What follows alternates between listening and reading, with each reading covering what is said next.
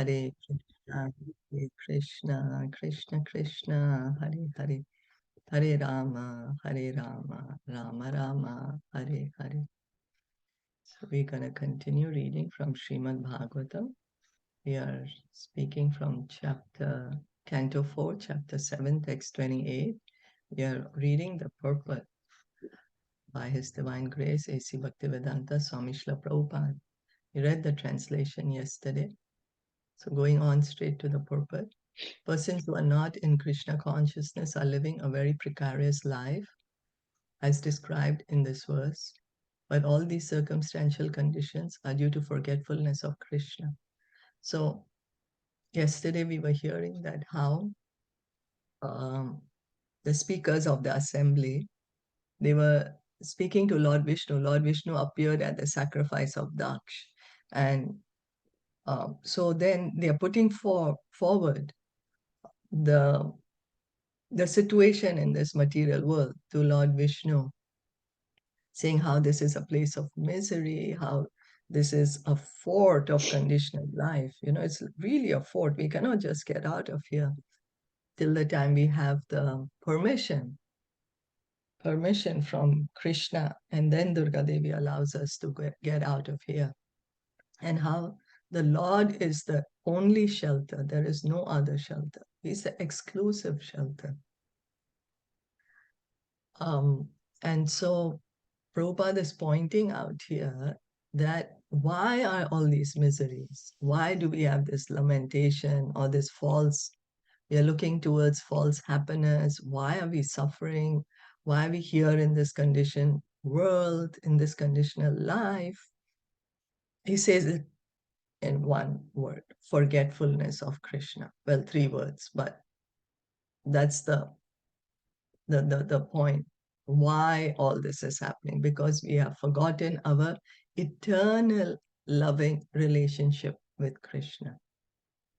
That's it. The Krishna consciousness movement is meant to give relief to all these bewildered and distressed persons. Therefore, it is the greatest relief work for all human society, and the workers thereof are the greatest well-wishers, for they follow in the footsteps of Lord Chaitanya, who is the greatest friend to all living entities. Srila Rupa Goswami addresses Lord Chaitanya as Mahavadanyaya. Mahavadanya, the most compassionate. Krishna, when he came as Lord Chaitanya, is in his most compassionate feature. Why? Because he has the mood of Srimati Radharani. That's the reason. And he's giving the highest benefit to everyone. There's so many philanthropists, there's so many people doing welfare work for so many other people. Whoever has a little compassion for others will always try to help others, because we don't like to see others suffering. We see someone suffering, we want to help them. So there's so many philanthropists. But who is the greatest welfare worker? Who is the person who has the greatest welfare at heart for everyone? Lord Chaitanya. And on the order of Lord Chaitanya, the Krishna consciousness movement is giving Krishna consciousness to everyone, to relieve everyone of this suffering condition. Because Lord Chaitanya knows that all this suffering that is happening is why? Only due to forgetfulness of Krishna. So as soon as one is reminded of Krishna, all the suffering will go away. Everything will be mitigated. Prabhupada would give us the example. If somebody has an itch, you have a sore on the hand and you have an itch. So the sore, it hurts and it's very itchy. So if we help someone scratch that sore, it will help that person momentarily. Yes, it will give him relief, but it's going to worsen the sore. It's not going to relieve, it's not going to cure the sore. But if we put them the medicine, give them the medicine, then in due course of time, the person will be relieved of the suffering of the soul. So this is what it is, the medicine of Krishna consciousness, the medicine of the Hare Krishna Ma mantra. Immediately one may feel that, oh, I'm still suffering. What do you mean? I'm still having these distresses. But gradually, in due course of time, all the suffering will go away. Why? Because we can revive our eternal relationship with Krishna. That's the reason it's called the greatest relief work for all humanity. And then once we help someone to begin their Krishna consciousness, they will take it with them in their next life, even if they are in the material world. It's not temporary. This relief work is not only limited to this life, this body. No, it will help them. Even a little advancement on this path, Krishna says in Bhagavad Gita, helps one from the greatest type of danger. So it's permanent. So even little we help anyone to uh, to revive their relationship with Krishna.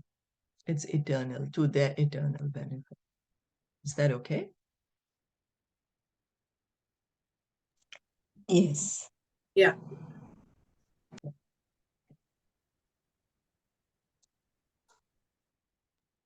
Rudra Vacha Rudrovacha Tava Varada Varangrav Ashishe Akhilarthe Tavarda Var Ango Ashish Iha Akhil Arthe Yapi Munibhir Ashakter Adarenar Hanye. Hi He Api Muni Muni Bhi Asakte Asakte Adare Adaren Hariye Arharnye Yadi Rachita Diyam Mavidya Loko Apavidham. Yadi Yadi Rachita Rachit Dhyam Dhyam Ma Madhvidya Avidya Lok Loka Apvidham Apavidam Japati Naganaye Tatvat Paranugrahena. Japati Japati Nagane Naganiye Tattvat Tattvat Par Paranugrahena. Anugrahena. Lord Shiva said, my dear Lord, my mind and consciousness are always fixed on your lotus feet, which, as the source of all benediction and the fulfillment of all desires, are worshipped by all liberated great sages because your lotus feet are worthy of worship. With my mind fixed on your lotus feet, I am no longer disturbed by persons who blaspheme me, claiming that my activities are not purified. I do not mind their accusations, and I excuse them out of compassion, just as you exhibit compassion toward all living entities. Lord Shiva expresses herein his regret at having been angry and having disturbed the sacrificial activities of Daksh. So Lord Shiva is, as Prabhupada is pointing out, he's angry, he's regretting what happened. King Daksh had insulted him in many ways, and thus he had become angry and frustrated the entire sacrificial ceremony. Later, when he was pleased, the yajna performances were reinstituted, and therefore he regretted his activities. Now he says that because his mind is fixed on the lotus feet of the Supreme Lord Vishnu, he is no longer disturbed by the ordinary critics of his way of life. So we can see that Lord Shiva, he is openly, publicly declaring in front of all these great personalities who are situated at this sacrifice. He's saying, my dear Lord, my mind and consciousness are always fixed on your lotus feet. This is where Lord Shiva's consciousness is. He's Krishna conscious. Lord Shiva is Krishna conscious. He's saying, my consciousness is always fixed at your lotus feet. So if we really want to follow Lord Shiva, that's what we have to do. Follow in his footsteps. Fix our mind at the lotus feet of Krishna. And Lord Shiva is saying that your lotus feet are worthy of worship. They are worshipped by all great sages, and they are the fulfillment of all desires and source of all benediction. So, what happens when we fix our mind at the lotus feet of Krishna? All our desires will be fulfilled. All the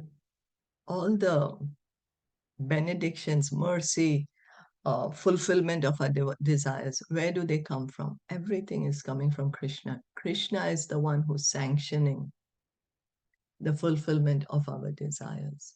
And so all the liberated great personalities, they fix their minds at the lotus feet of Krishna. And Lord Shiva is saying, because now my mind is fixed at your lotus feet, now I'm no more disturbed by whatever people are telling me. Somebody's criticizing me, somebody's blaspheming me. I'm okay, I'm calm now. It doesn't matter what people tell me.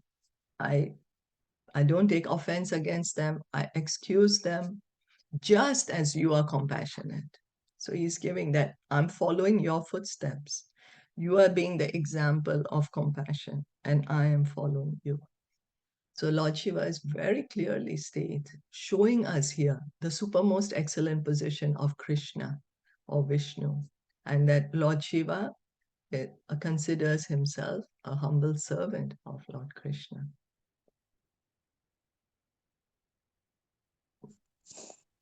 Actually, Lord Shiva was okay, right? I mean, in the beginning, he was not affected what the others were saying. But the moment, I think, when his wife Sati gave up herself, she went in a sacrificial fire. And that's where, right, the anger mounted. Yeah, it's true. It's true, because before he let Sati go, although we remember hearing that he smiled, he still had that something in his heart that Daksha insulted me when he was speaking to the Sati. So he was a bit disturbed by it momentarily, but he still let Sati go. And then, yes, that's what we heard. But now he's saying that, that now I am pacified, I'm purified. I guess it goes to show also, to teach us probably that, when we are really disturbed, just take shelter of the lotus feet of Krishna. Yes, that's what we have to do. True. Yeah. Yeah, because we start acting in certain ways which are which might be harmful to others, and instead of doing that, we need to start chanting or hearing about Krishna, So now he says that because his mind is fixed on the lotus feet of Supreme Lord Vishnu, he is no longer disturbed by the ordinary critics of his way of life. From this statement by Lord Shiva, it is understood that as long as one is on the material platform, one is affected by the three modes of material nature.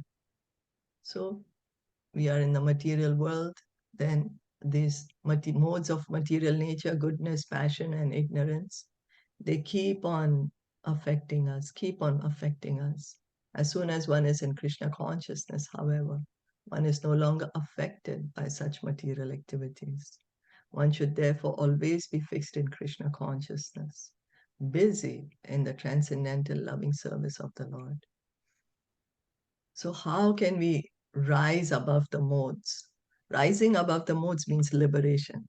As long as we are in the modes of material nature, we are conditioned, because we are the spirit soul. But right now we are conditioned to these modes of nature. Now, how can we get liberation? Become Krishna conscious. And how? Busy. What shall we do? Be busy in the transcendental loving service of the Lord. Always engage in the service of the Lord. Do our duties for the pleasure of the Lord.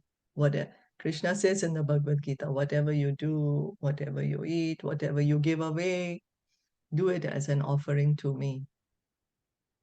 So we have so many centers, but if we can bring Krishna in the center, then we can immediately transcend the modes.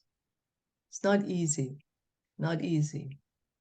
It's more easier said than done. But what we can do is gradually practice. We can gradually practice it. It is guaranteed that such a devotee will never be affected by the actions and reactions of the three modes of material nature. So the Krishna conscious devotee, the pure devotee, The pure devotee, there's a guarantee for him that he is liberated, that he's not getting any more karma. He does not have to suffer any reactions of his activities or come back to the world to enjoy the reactions of his activities, but he's going to go straight back to Godhead. So here, these words should give us reassurance that yes, we engage in devotional service and we will surely go back home, back to Godhead. This fact is also corroborated in Bhagavad Gita. Anyone who is fixed in the transcendental service of the Lord has surpassed all the material qualities and is situated in the status of Brahman realization, in which one is not afflicted by hankering for material objects. So, what does Brahman realization mean actually? Understanding I am a spirit soul, eternal part and parcel of Krishna. I am a servant of Krishna. Yeah. So a pure devotee, he's always in that consciousness. All his actions, thoughts, words, deeds is in that consciousness. So he's fixed in the transcendental service of Krishna. He's understood, I'm not the body. I am a spirit soul and I have a loving relationship with Krishna, and he engages in this relationship. So already has this consciousness, so that's why he's not afflicted. He's not hankering for anything material because he already has this higher knowledge, the higher taste. His consciousness has already been purified. The recommendation of the Srimad Bhagavatam is that one should always be Krishna conscious and should never forget his transcendental relationship with the Lord. So each of us has a loving relationship with Krishna. And that relationship is eternal. It's not that relationship that we work on that relationship now and that in the future life it's not there anymore. No, our relationship with Krishna is an eternal relationship. If somehow or the other we can have the desire to revive this relationship, then it can be easily done by chanting the Hare Krishna mantra. Srila Prabhupada says that this is the mantra that is given to us in this age of Kali to revive our loving relationship with Krishna. Transcendental relationship with Krishna. This program has to be followed strictly by everyone. So Srila Prabhupada is not saying that this is only for certain people born in certain country, society, nation, gender, planet, universe. No, everyone. Why? Because each of us is a living entity. We may be in different bodies right now. We may be in a body of a human being or an animal or a plant.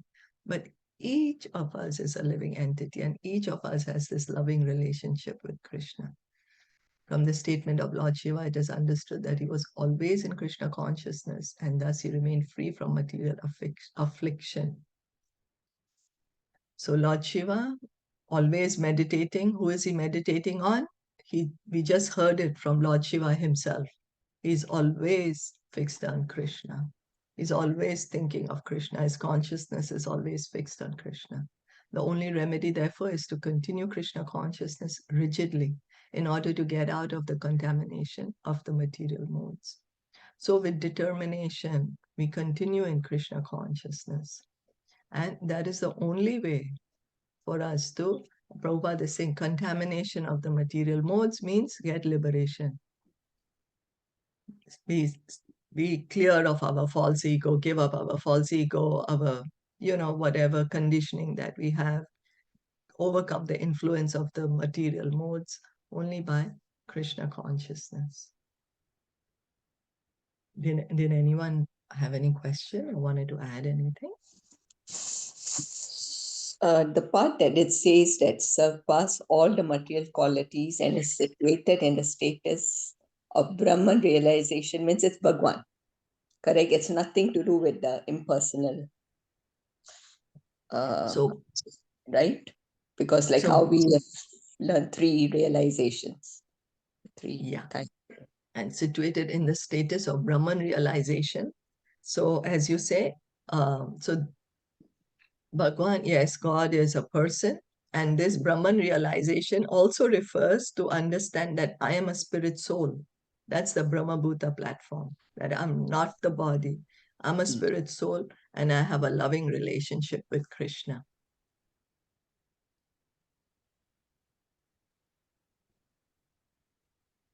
Yes? Yeah.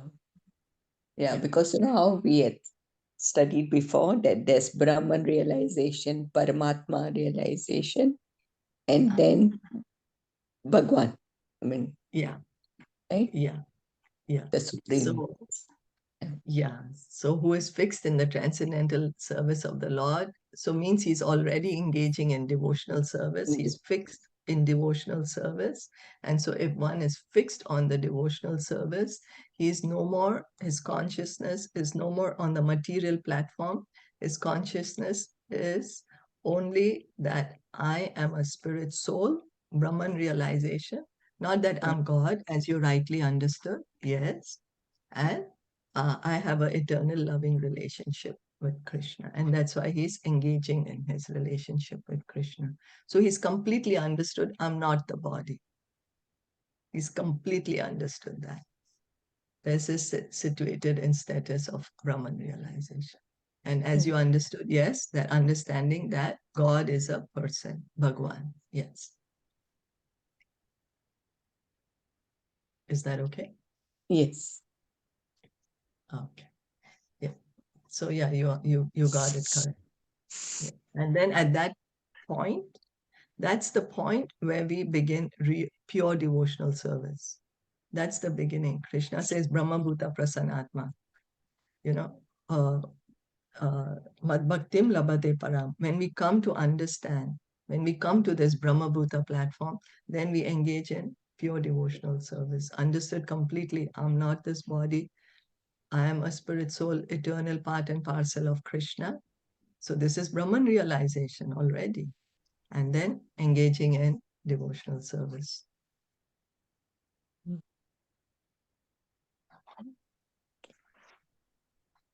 So thank you so much for listening and joining in. Srimad Bhagavatam ki jai, Shilpa Prabhupada ki jai, Gaur Bhatta ki jai. Hare Krishna. Hare Krishna. Thank you.